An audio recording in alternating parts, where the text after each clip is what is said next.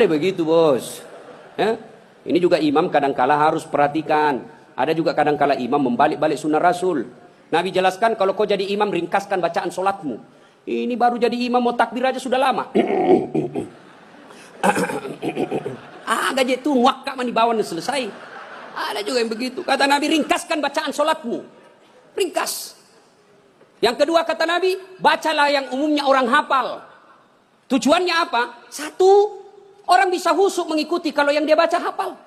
Coba kalau imamnya membaca kul huwallahu ahad, anak-anak juga ikut di belakang. Kul huwallahu ahad. Karena dia hafal. Begitu imam membaca surah Al-Baqarah ayat 10 sampai 115. La haula wala quwwata illa billah.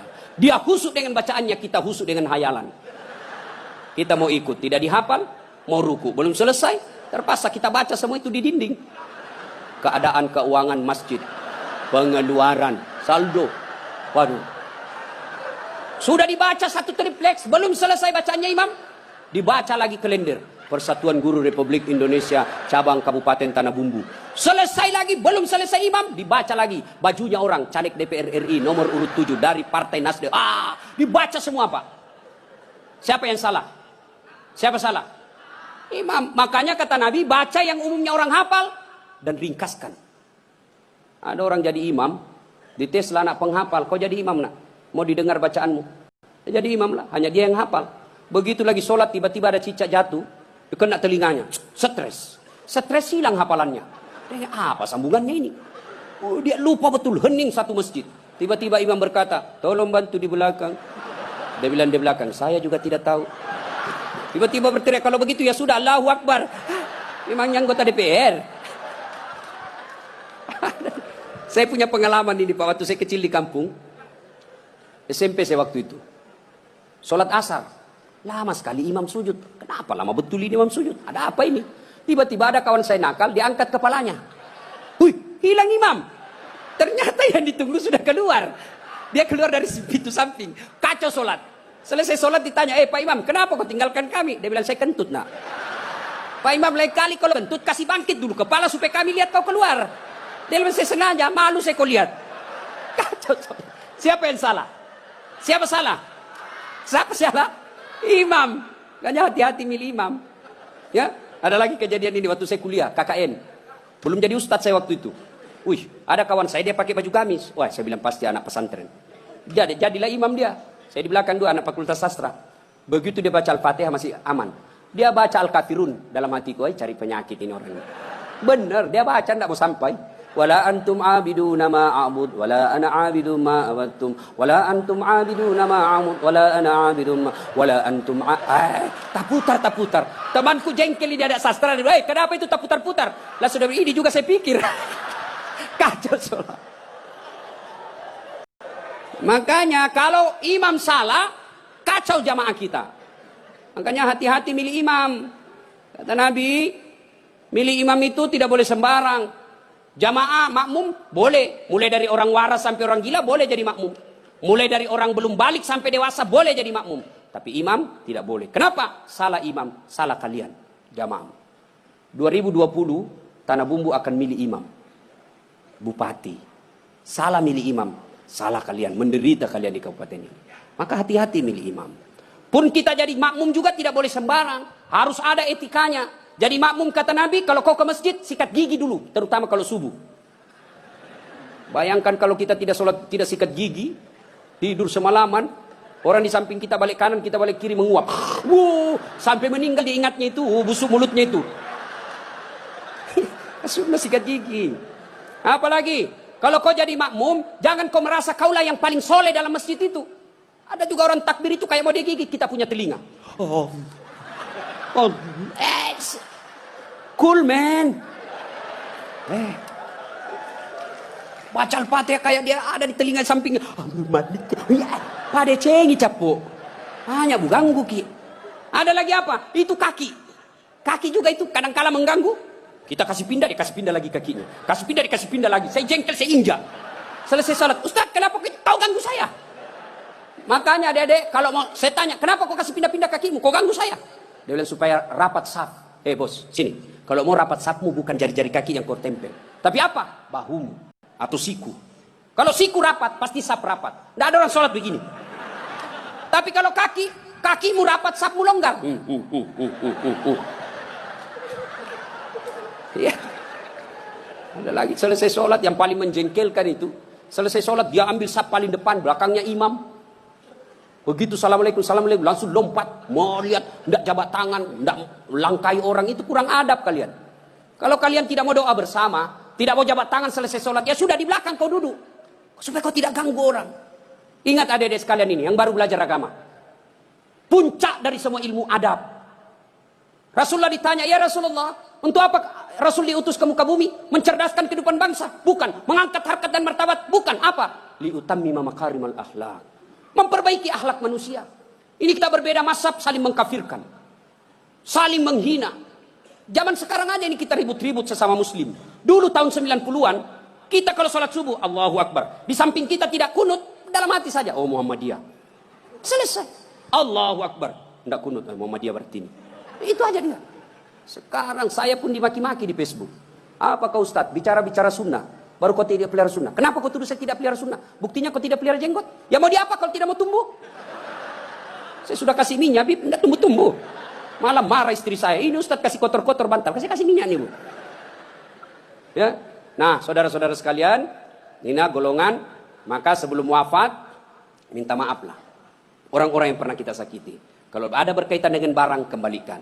Ibu-ibu yang pernah ngambil sendoknya orang ketika pengantin, kasih kembali.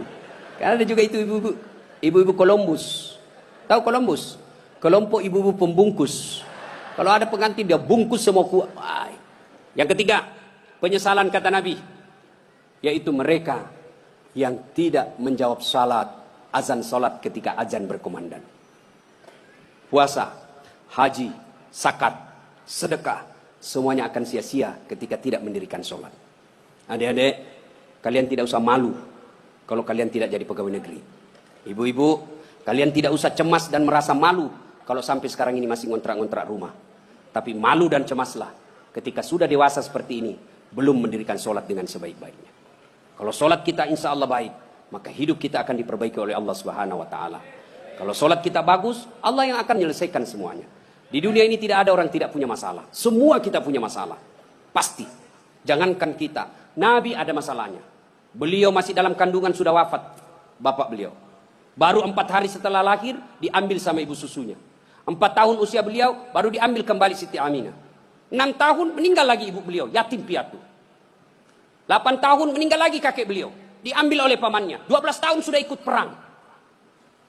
Makin ke sana, makin banyak tantangan. Diusir dari kampung halamannya. Dan siapa yang mengusirnya? Bukan orang lain. Siapa? Pamannya sendiri. Maka Nabi saja punya masalah, apalagi kita. Adik-adik, ini ibu-ibu kalau ada masalah, maka perbaiki sholat. Insya Allah, Allah yang akan selesaikan masalah-masalah kita. Tidak ada orang tidak ada masalahnya. Maka kalau mau selesai masalah, man yattaqillaha yaj'allahu makhraja. Allah yang akan menyelesaikan masalah-masalah kita. Bukan berarti tidak ada masalah. Ada masalah, tapi Allah yang selesaikan. Nah, ada masalah, perbaiki saja sholat. Ada yang bilang itu sholat Ustaz, masalahnya lebih banyak lagi sekarang. Nah, bisa jadi dia sholat tapi tidak ikhlas. Hayya 'alas sholat, asar lagi. Padahal barusan kita sholat duhur, aku tidak ikhlas. Saya sholat Ustaz, betul kau sholat, tidak ikhlas. Mana buktinya? Pakaian seada-adanya. Malah ada ibu-ibu yang tanya, Ustaz, boleh orang sholat itu tidak pakai BH? Kenapa bisa ibu? Panas sih Ustaz, tidak ada AC, tidak ada kipas angin. Kita baru pulang pasar. Boleh, tapi apa itu beradab? Ibu-ibu pergi ketemu gubernur tapi tidak pakai BH, boleh kan? Tidak Pak Gubernur. Mohon maaf ini Pak Gubernur. Coba. Ya. Saya sholat Ustaz, betul kau sholat tapi main-main. Allah. Wa kana wal ya Kristus. Ini serang. Siapa ngajar sholat begitu bos? Ada juga orang sholat kayak ditiup angin. Ada lebih parah Allah. Siapa ajar kau sholat pakai keju-keju? Jadi jangan heran ketika sudah 20 tahun sholat, kok masalah kita tidak bisa lepas. Salah satu sebabnya kita sholat seada-adanya. Bapak saudara-saudara sekalian, tepat tanggal 12 Rabiul Awal, tahun ke-11 Hijriah, Rasulullah Sallallahu Alaihi Wasallam demam. Lalu Allah perintahkan kepada malaikat Jibril. Jibril, kau turun, panggil 3 malaikat, 2 malaikat, Israil, Israfil, Mikail. Kau turun 4 malaikat. sampaikan kepada Muhammad, Allah perintahkan saya menjemputmu dengan catatan tanya dulu. Kalau dia sudah mau, cabut nyawanya. Kalau belum, tunda sampai mau. Turun malaikat. Langit pertama, langit ketujuh masih berempat. Jibril, Mikail, Israil, Israfil. Langit ke-6 sampai ke-2 masih berempat. Di langit pertama Jibril berkata, malaikat pencabut nyawa, saya tidak bertugas. Kau saja yang turun, jemput Nabi Muhammad. Tapi kata malaikat pencabut nyawa, tapi selama ini kamu yang ketemu, kamu kan chase-nya. Kamu sahabatnya. Kau turunlah. Saya tunggu kau saja di sini. Turun malaikat pencabut nyawa. Depan rumah Nabi ketuk pintu. Assalamualaikum warahmatullahi wabarakatuh ya Rasulullah. Nabi menjawab, Waalaikumsalam warahmatullahi wabarakatuh. Fatimah buka pintu. Bah, tidak ada orang. Kata Nabi, sudah ada di samping saya. Kata malaikat pencabut nyawa, ya Muhammad, hari ini saya diperintah untuk mencabut nyawamu apabila kau mau. Menurutmu bagaimana? Kira-kira kalau Pak Cuncun ditanya ini apa jawabannya, bos? Saya diperintah cabut nyawa. Tunggu dulu, orang belum jadi bupati. Pasti. Ustaz, Dasat, saya diperintah cabut nyawamu. Menurutmu bagaimana? Tunggu dulu, istri baru satu. Itu pasti mau sekali poligami tapi takut sama istrinya.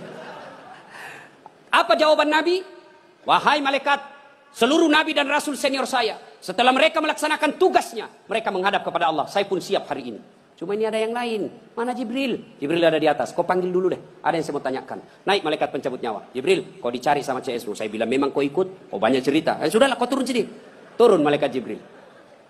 Ya Jibril, kalau hari ini saya harus menghadap kepada Allah, tolong berikan saya kabar gembira.